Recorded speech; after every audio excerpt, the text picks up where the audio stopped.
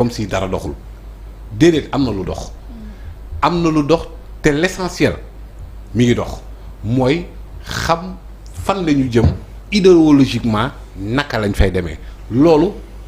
ancré wu na ci boppu sénégalais yi ñoom ñi def cette option boo xamante ne c'est libre éclairé malgré que tey mën na am ay dysfonctionnement ay incompréhension yoo xamante ne. ay points de désaccord. point de désaccord te jàpp naa ne bu dee ce que l'on appelle dualité au sommet de l'État pour man point de désaccord yooyu noonu avantage lañ ko war a jàppee. ce sera comme une benn aubaine Amadou Hampâté Bâ dafay faral di wax ne ce qui fait l'originalité d'un tapis c'est la diversité de ses couleurs. tey jii nii président Diomaye premier ministre Ousmane Sonko mënuñoo d'accord ci lépp bu dee amul benn point de désaccord rek mooy ñu ngi naxante. léegi nag il a dit que c'est son frère xamante nañ et que c'est lui qui nous disait qu'il avait le meilleur premier ministre de l'histoire du Sénégal. Jusqu'à présent il nous a pas encore dit le contraire mais tamit bu ñu naxante mooy ne mënuñu on peut pas Ousmane Sonko et le Pastef avec une idéologie jaay ko Sénégalais ba Sénégalais yi jënd ko ñu ne nag léegi gouvernance bi moom woy na ñëpp ñëw quoi du doon affaire courant ñi nga àndal xeex ngay àndal gouverner ñi gëm sa projet ngay àndal doxal ko parce que ce n'est pas une question de compétence à un certain moment donné mën nga am compétence mais bu dee d'accordoo ci idéologie bii di dem mënoo ci am résultat parce que la qualité des actions c'est la passion qui gouverne cette action-là boo amee compétence yu ne te projet bii ñu la présenté ne la doxal ko mënoo ko parce que gëmuloo loolu léegi nag ñi nga xamante ne ñoo ko ànd gëm ko ñoo ko xam convaincre ci Sénégalais yi mais les États-Unis ce n'est pas une petite nation quand Trump vient il vient avec son administration waa Joe Biden dem nañ seen yoon maanaam jour bañ ne gagné nañ ca lañ takk seen i bagages dem parce que askan bi moo choisir que ni cette idéologie lii na dox mais malgré li nga xamante ne tey ñu ko effectivement il y en a ay ministres ay DG yoo xamante ne ils n'ont rien compris de ce que Ousmane Sonko véhicule en termes d'idéologie xamuñu ko comprendre ñu ko am na ñoo xamante ne li askan bi sacrifié pour teg la fa sax pour man mesurer wuñ l'ampleur maman projet la boo xamante ne ay bakkan dafa am ñu mu jaral ñu jug teg seen bakkan ci mbedd mi ànd xeex ñii ñu amputé leen ñii dund ci lu metti am na ñoo xamante ne dugg ñuy prison wala dara mais seen crédibilité sax dañ ko jël teg ko ci kii bi nga foog ne Pape Assane Seck un journaliste qui est capable de prendre de bracelet Pastef taxaw mais am na nu mu doon demee saa crédibilité am nekk na en jeu bu yàgg bañ sànnee ko nële mais mu taxaw défendre li nga xamante ne moom la gëm loolu nag bu ñu ko kiiyee teg ko ci loxo président Diomaye ak képp kum ci mën a àndal du ministre au planton ku ci am responsabilité na nga xam responsabilité boobu lu mu jar ci yow. que ni tey d'accord il nous parle de réconciliation on est d'accord parce que xam nañ ne li fondé Sénégal c'est le commun vouloir de vie commune mais yaayu Baba Kaana mënoo ko wax mu dem réconcilier ji ak ki rey doomam waay. papa Cheikh Wade mënoo ñëw rek ne ko woy pour une question de cohésion nañ dal nangam que li fi xewoon nañ ko bàyyi donc dafa am ay préalable yoo xamante ne foog ñu lijjanti ko avant ñuy mën a téye la réconciliation dem vers benn ambition commune bi nga xamante ne ñun ñëpp ñoo ko bokk quel que soit nag sa appartenance politique APR nga woo réew mi nga woo lu mu mënti doon il faut que bu essentiel taxawee ñu fàtte ces colorations là te jël Sénégal rek teg ko ci kanam. intérêt général. quand même te loolu noonu en fait mënuñ ne Sénégalais xamuñ choix bi ñu def lan la xam nañ ko te ku la wax honnêtement waroon na la mën a xamal ne les 2 premières années du nouveau régime après Macky Sall ça ne pouvait être que difficile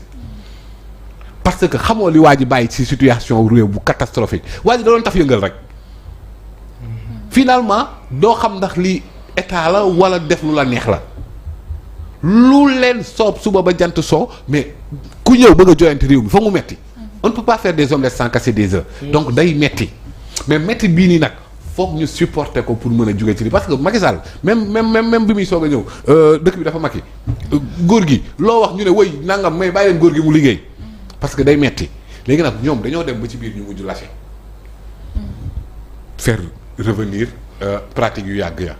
faire revenir li nga xamante ne moom lañ yàggoon a di combattre te révolution warul di parce que dafay faral di am warul di sacrifier ay nitam.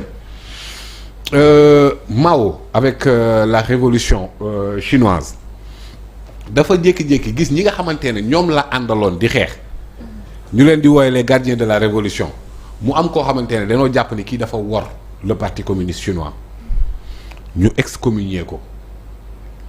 dàq ko toroxal ko ne kii traître la pour la République populaire de Chine génne ko de tout ba ci ay doomam sax ñu ne kii sax genam sax warul propagé wu ci réew mi ay doomam ñu jël leen exiler leen ci àll ba ñu dund lu metti ku leen gis li ñu njëkk a wax mooy doomu warkat baa ngi ne rek ba ci ñu bëri ci doom yooyu dañoo mujj ñàkk seen bakkan mais am na ci kenn koo xamante ne très résilient ci doom yi mu jógewaat ci àll bañ leen sànni woon di xeex ba dellu si waat en ville fexe ba utiliser pexe yépp duggaat ci parti communiste chinois nekk ci bas de l'échelle di monter ba yéeg ci kaw xale boobu noonu tey mooy Xi Jinping moom mooy président bi actuel. venger lañ doon wax famille te gëmuñu ko mais aussi venger la Chine par rapport ak monde bi. tey il est en train de faire des exploits pour te dire que lépp loo xamante ne suuxat nañ ko te mu am ay bases yu solides mais lu mu yàgg lu mu metti ñi nga xamante ne tey ñoom ñoo jël seen sacrifice boobu noonu yàlla dina leen a kattanal ba ñu mën a am résultats yi ñu soxla léegi nag ñun sénégalais suñu biir. il faut que ñu xam ne en fait inimitié bi yuuxuwante bi saagante bi loolu dafa war a dakk pour réew mi mën a jëm ci lendemain yi ñu soxla. que ku ci nekk ci ñun mën a apporter sa modeste contribution ci réew mi ni muy doxee que am na ñoo xamante ne dañoo jàpp ne seen planche de salut ci wàllum opposition mooy ne Diomaye ak Sonko ne ñu tàqalikoo ñaar ñoo xamul sax waroo leen yónnee loolu ci këru àdduna. ñëpp a war a ñaan Sénégal doon benn waaye tamit ñoom ñaar nga xamante ne ni ñu bokkee destin mais noonu la ñu bokkee it mbëbët ne Sénégal jëm kanam donc il faut que li nga xamante ne moom lay wax en terme de définir feuille de route pour ministre yëpp. pour DG yëpp. mais définir feuille de route aussi pour Sénégal ñu xam ne képp ku nekk Sénégal.